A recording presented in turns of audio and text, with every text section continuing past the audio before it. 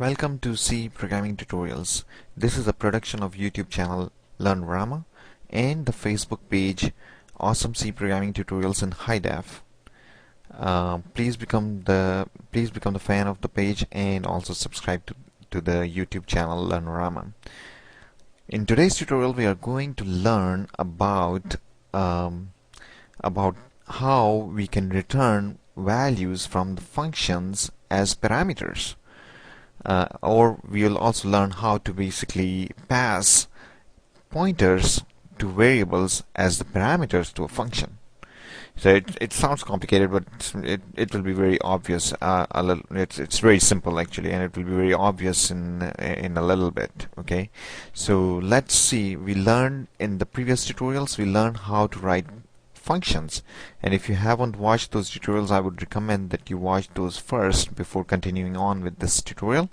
On the screen right now you must be seeing a link to the very first tutorial in this about the functions in this series of tutorials. Okay, so let's see. Let's see if we have a suppose we write a little function which would basically doubles the value of a given number, okay, of a given integer. So we pass an integer to it, doubles the value of that integer and returns back that value. Okay, so very simple program. So far whatever we have learned, we should be able to do it with we should be able to write the program or the function that we want. So let's see. Let's call it I don't know, twice, okay, because it doubles the value. So the name of the function would be twice, and it will take an integer, obviously, because it takes that integer and doubles its value. So say int x, right? And obviously we have to specify what the type of the return value is going to be. In this case, since it's going to take an integer, when it will double it, it will still be an integer, so we will basically return an integer type, right? And then what we do here is typically what we do is we basically create a variable result, and then we say result is equal to 2 multiplied by x, and then we say return result, because now result at this point, after doing this, result has the value of 2 multiplied by x, okay, and return result. And this is perfect program or perfect function. There is nothing wrong with that. But just for the demonstration sake, how about we don't create any new variable in it? Can we still do it? Let's see. So we have to multiply x by 2, okay, and let's see, where do we store the value? How about we store the value back in x, okay, like this. X is equal to 2 multiplied by x, right? How is it going to happen? What's going to happen here?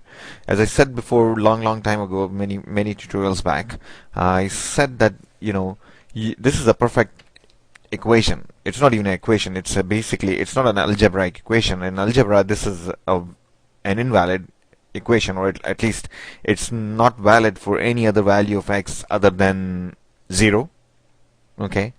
But in C programming or programming languages, it's perfectly valid, because this equal to is not the equal to that we use in algebra. This equal to is the assignment operator, and what it does is it basically takes whatever the expression is on the right hand side, it evaluates it and then puts that value of the result of that evaluation into this left hand side variable. Okay, that's all it does. So it's not the equality that we learned in algebra. It's basically simply assignment operation. So this is a perfectly okay statement in C. So all it does is it takes the current value of x, multiplies it by 2, and puts that value back into x. Okay, so whatever the x would be, the value of x would be, like for example, the value of x is 3. It will come here to 2 times 3 is 6, and it will basically put the value of x in here, change the value of x to 6, and then all we need to do is to return the value of x. So it will return it by its name twice, okay, as an integer value x. Okay, and how are we going to use it?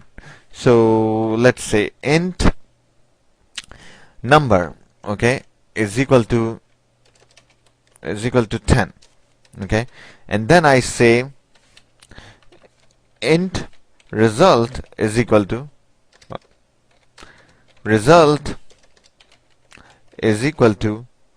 twice of num. Okay, and then we can basically print the value that twice of %d is %d, okay, comma, this first %d is the value of the variable twice of num, right? So we want to print num here, so num, and then is, and this is the result of the twice of this number, so we have that value in the variable result. So this is a tiny little program that should basically double the value of whatever the value of num is, which is 10 here in this particular case. So let's try it out. F9, and there we go. Look at this, what's saying. It says twice of 10 is 20. So it first computes the value of twice, stores the value into result, and then it prints this statement out. Okay, very simple. Nothing new here except that we use the value of x to compute the value of x. Okay, now the question is that the thing to note here is that num, we pass the value of num into here, and the value of x became the value of num, and then we changed the value of x here. Okay, we changed the value of x here, but that didn't change the value of num because we printed the value of num here, and it kept on printing 10. Okay, and it didn't change it. And why it didn't change it? Let me pull up my pen here. It's very simple actually. Sorry. Okay, it's very simple. Why? Look at this. So first thing I told last time that these are different scopes. This is a function in one scope, and this function has its own scope. Anything defined here is not the same as defined here. But the other point to note is that this num, when its value goes into x, only the value goes in here, a copy of the value goes in here. When you change it, it doesn't change this variable. So this variable in memory was num, and it's an integer. Okay, and this dummy argument is a totally different memory location named x, and the value of num was 10.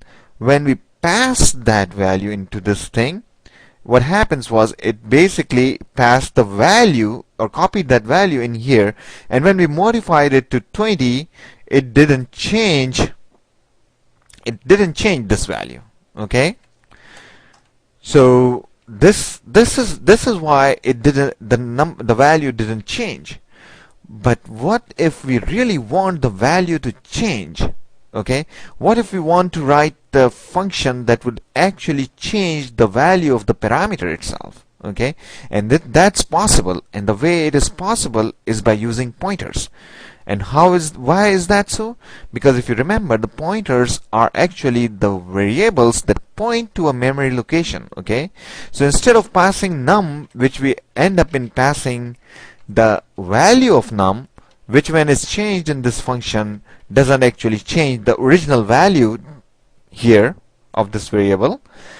What we need to do is to basically, instead of passing the num itself, we need to pass the pointer to num, which will contain the address of the memory location num, and then modify or change the value here. So we are going to stop here because we are running out of time. So this tutorial is going to continue in the next tutorial. Please give a thumbs up if you really like this tutorial. Thank you so much.